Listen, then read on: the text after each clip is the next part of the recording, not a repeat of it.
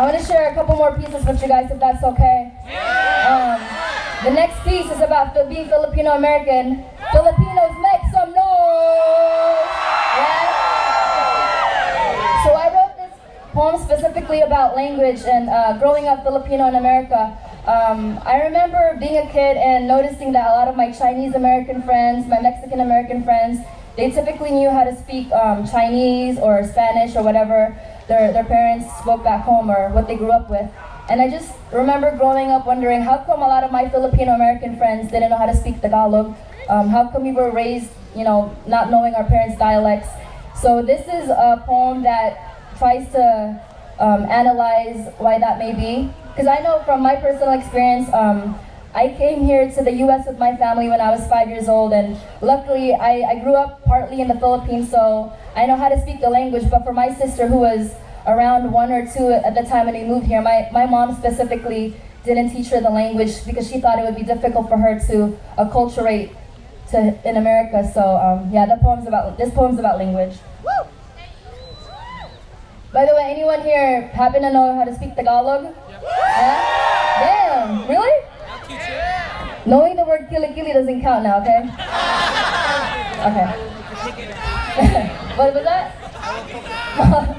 Mahal rin kita. Pabebe.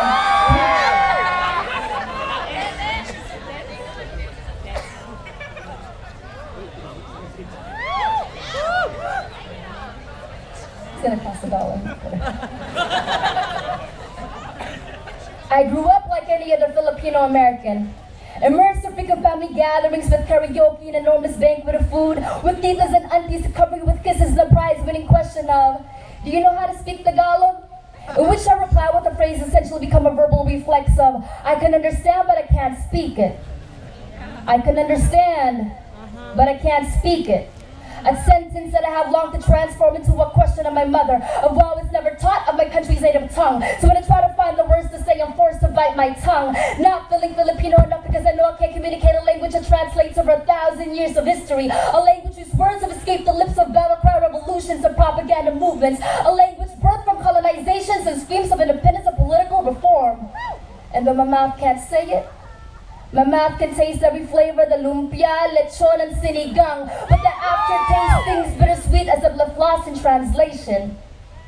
But I can't blame my mother, because I've seen her gentle face overshadowed by a crimson shade of red mask and humiliation. Only speak English! You're in America now, she was told. If that person only knew the English translation of my mother's words were, I'm glad that we're here.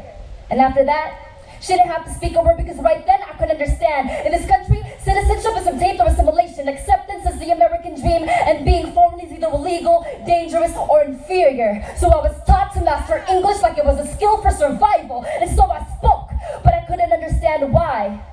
Why I could speak it, yet my teacher spoke to me so slowly like I couldn't understand. Why every word that escaped my lips would be carefully pronounced so as to mask any ethnic identity. Why playground children followed me mocking, ching chong, while their parents stood at a distance with approval. Yet it was these same parents who tried to stop me from speaking languages because they thought I was secretly mocking them.